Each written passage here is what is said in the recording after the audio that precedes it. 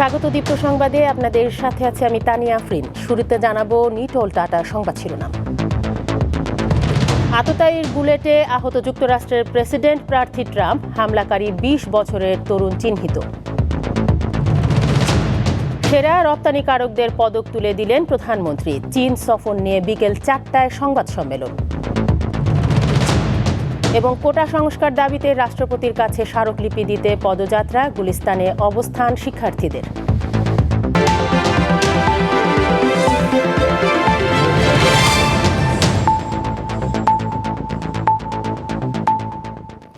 শুরুতেই আন্তর্জাতিক প্রসঙ্গ। দুর্বৃত্তের গুলিতে রক্তাক্ত হয়েছেন যুক্তরাষ্ট্রের সাবেক প্রেসিডেন্ট ও এবারের প্রার্থী ডোনাল্ড ট্রাম্প। পেনসিলভেনিয়া নির্বাচনী সমাবেশে তাকে লক্ষ্য করে কয়েকটি গুলি করা হয়। একটি গুলি ট্রাম্পের ডান কান ফুটো করে বেরিয়ে যায়। তিনি বর্তমানে শঙ্কামুক্ত রয়েছেন। পুলিশের গুলিতে এক হামলাকারীও নিহত হয়েছে। এ ঘটনার নিন্দা জানিয়েছেন president Joe Biden.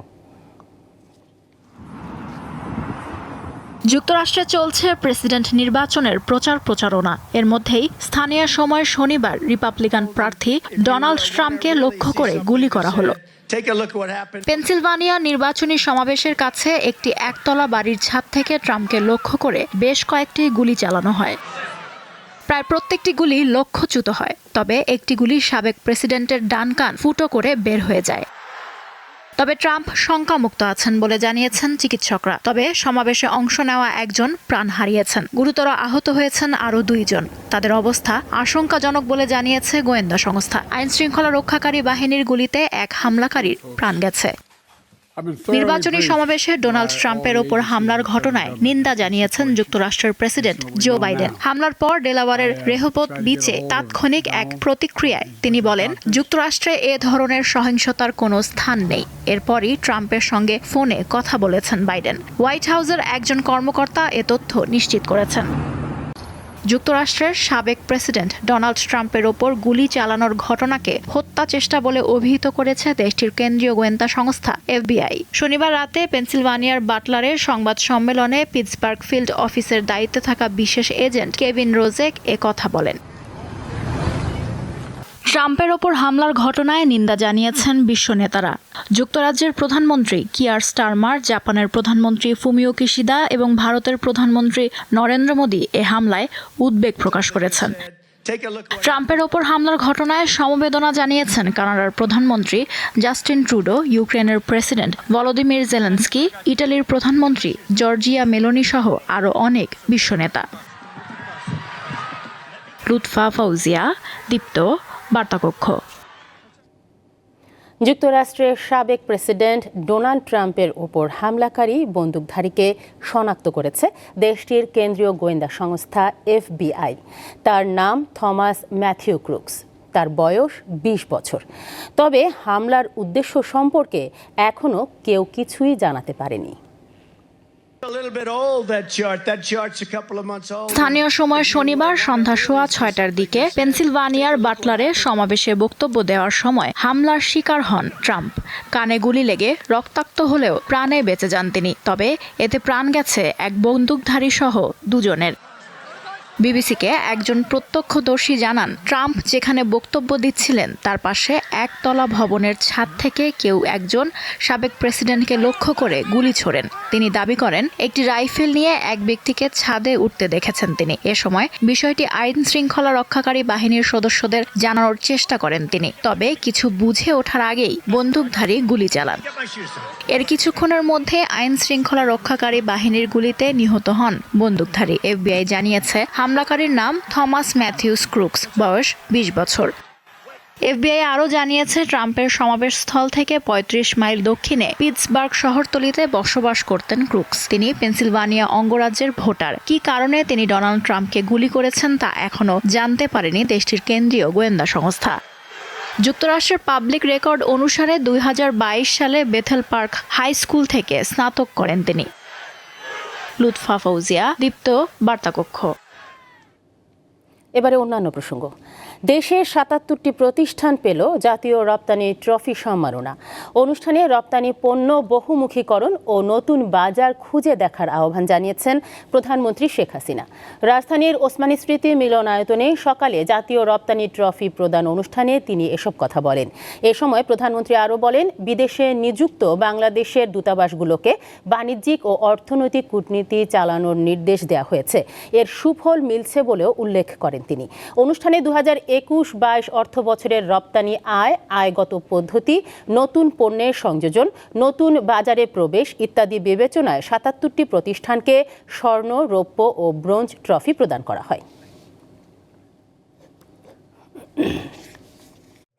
Bangabandhu Sheikh Mujib বলেছি, একটা হচ্ছে রপ্তানি পণ্য, এই যে আপনার এক্সপোর্ট বাস্কেটটাকে বাড়াতে হবে, বহুমুখী করতে হবে।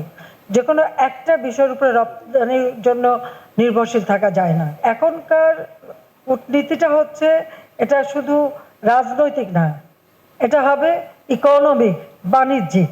তাদের কাছ থেকে আমরা কি পণ্য সস্তা কিনতে পারি, আমরা কোন পণ্য রপ্তানি করতে পারি, সেইগুলি দেখা। এখন আমাদের ডিপ্লোমেসিটা হচ্ছে ইকোনমিক ডিপ্লোমেসি, সেইভাবেই কিন্তু আমার নির্দেশ দেয়া আছে। প্রধানমন্ত্রী শেখ হাসিনা তার সাম্প্রতিক চীন সফর নিয়ে আর 1 ঘণ্টা পরই সংবাদ সম্মেলনে বক্তব্য দেবেন। প্রধানমন্ত্রী সরকারি বাসভবন গণভবনে বিকেল 4টায় এই সংবাদ সম্মেলন অনুষ্ঠিত হবে। চীনের প্রধানমন্ত্রী লি কিয়াংয়ের আমন্ত্রণে গত সোমবার বেইজিংয়ে যান প্রধানমন্ত্রী শেখ হাসিনা। এ সময় বাংলাদেশের প্রধানমন্ত্রীর সঙ্গে চীনের প্রেসিডেন্ট শি জিনপিংয়ের বৈঠক অনুষ্ঠিত হয়। এছাড়াও গ্রেট হল অব দ্য পিপলে দেশটির প্রধানমন্ত্রী লি কিয়াংয়ের সঙ্গেও দ্বিপাক্ষিক বৈঠক করেন তিনি। সফরকালে বাংলাদেশ ও চীনের মধ্যে 21টি সহযোগিতার নথিতে সই এবং নবায়ন করা হয়। কোটা সংস্কারের দাবিতে রাষ্ট্রপতি বরাবর স্মারকলিপি দিয়েছে আন্দোলনরত শিক্ষার্থীরা। দাবি আদায়ে গণপদযাত্রা শুরু হলে সচিবালয়ের সামনে এলে বিক্ষোভকারীরা পুলিশের বাধার মুখে পড়ে। এক পর্যায়ে পুলিশের ব্যারিকেড ভেঙে বঙ্গভবনের দিকে রওনা হয় তারা। শেষ খবর পাওয়া পর্যন্ত বৈষম্য বিরোধী ছাত্র আন্দোলনের 12 নেতা যান বঙ্গভবনে রাষ্ট্রপতি বরাবর স্মারকলিপি দিতে। এদিন পূর্ব ঘোষিত কর্মসূচি অনুযায়ী সকাল 11টার দিকে ঢাকা বিশ্ববিদ্যালয়ের কেন্দ্রীয় গ্রন্থাগারের সামনে জড়ো হয় শিক্ষার্থীরা। পরে পদযাত্রাটি শাহবাগ ইঞ্জিনিয়ার্স ইনস্টিটিউশন, মৎস্য ভবন হয়ে এগিয়ে যেতে থাকে। এ সময় পুলিশ প্রেস ক্লাবের সামনে দিয়ে যেতে সময় বাধা প্রদান করে।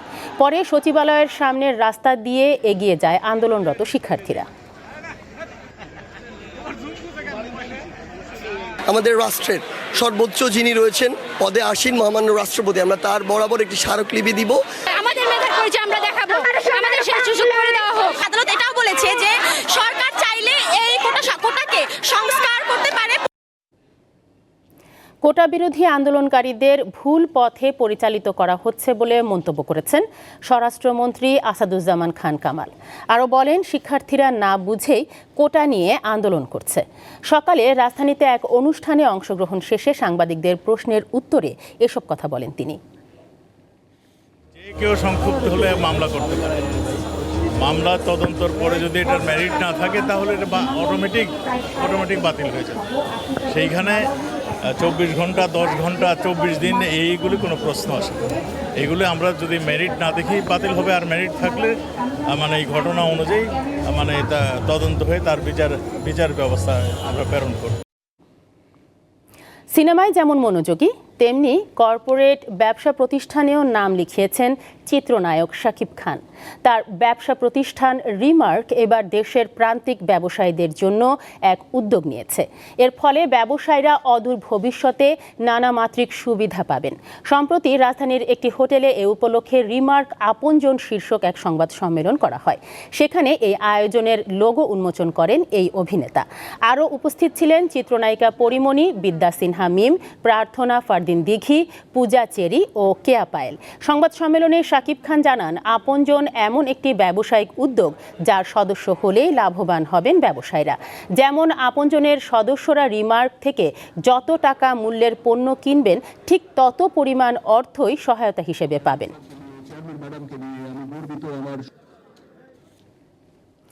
খেলার খবর। জার্মানির বার্লিতে বার্লিনে আলো ঝলমলে এক রাতের অপেক্ষায় ফুটবল প্রেমীরা, যেখানে ইউরো মুকুট অর্জনের লড়াইয়ে নামবে সাবেক বিশ্ব চ্যাম্পিয়ন স্পেন ও ইংল্যান্ড। ম্যাচ শুরু হবে বাংলাদেশ সময় রাত 1টায়।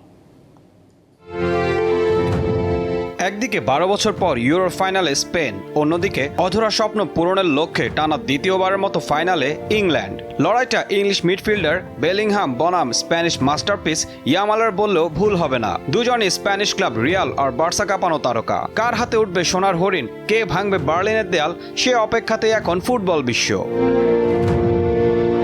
পারফরম্যান্সের মানদণ্ডে ফাইনালে ফেভারিটের তালিকায় এগিয়ে স্পেন। টুর্নামেন্টের শুরু থেকেই দুর্বার গতিতে এগিয়ে চলছে 3বারের চ্যাম্পিয়নরা। নান্দনিক ও আগ্রাসী ফুটবল খেলে ক্রোয়েশিয়া, ইতালি, জার্মানি ও ফ্রান্সের মতো শক্ত প্রতিপক্ষকে কাঁদিয়েছে স্পেন। বিপরীতে অনেকটা ভাগ্যের জোরেই ফাইনালে উঠেছে গত আসরে রানার আপ ইংল্যান্ড। বিশ্বকাপ ও ইউরো মিলিয়ে দেশের বাইরে এটাই তাদের প্রথম ফাইনাল। ইউরোতে দুদলের সবশেষ দেখা হয়েছিল 1996 সালের কোয়ার্টার ফাইনালে। সেবার টাই ব্রেকারে স্পেনকে হারিয়েছিল ইংল্যান্ড। এর আগে 1980 আর 1968 সালের দুইবারের দেখায় জয় আছে ইংলিশদের। অন্যদিকে 1981 সালের পর সব ধরনের প্রতিযোগিতা মিলিয়ে 14 বারের দেখায় 7 জয় স্পেনের। এছাড়া 2018 সালের ন্যাশনস লিগেও ইংল্যান্ড জিতেছিল 3-2 গোলে। কিন্তু ইতিহাস বলছে ফাইনালের মঞ্চে বরাবরই অপ্রতিরোধ্য স্পেন। 2002 সালের পর দুইবার ইউরো আর বিশ্বকাপের ফাইনালে খেলে খালি হাতে ফেরেনি লা রোজারা। এছাড়া স্প্যানিশ ক্লাবগুলোর রেকর্ডও ইংলিশ ক্লাবের বিপক্ষে দারুণ। তাই বলা যায় ফাইনালের মহারণ নিয়ে স্বস্তিতে নেই ইংলিশ কোচ গ্যারেথ সাউথগেট। ঈশান হাসান, দীপ্ত স্পোর্টস। শেষ করব দীপ্ত সংবাদ, তবে যাবার আগে নিটোল টাটা সংবাদ শিরোনামগুলো জানাবো আরও একবার। আততায়ীর বুলেটে আহত যুক্তরাষ্ট্রের প্রেসিডেন্ট প্রার্থী ট্রাম্প, হামলাকারী 20 বছরের তরুণ চিহ্নিত। সেরা রপ্তানিকারকদের পদক তুলে দিলেন প্রধানমন্ত্রী। চীন সফর নিয়ে বিকেল 4টায় সংবাদ সম্মেলন। এবং কোটা সংস্কার দাবিতে রাষ্ট্রপতির কাছে স্মারকলিপি দিলেন শিক্ষার্থীরা। ব্যারিকেডে গুলিস্তানে অবস্থান। এই ছিল এখনকার মতো। আমাদের পরবর্তী সংবাদ বিকেল 5টায়। দর্শক, আরও তথ্য ও বিনোদনের খবর পেতে যুক্ত থাকুন দীপ্ত ডিজিটাল প্ল্যাটফর্মগুলোতে। ধন্যবাদ সবাইকে।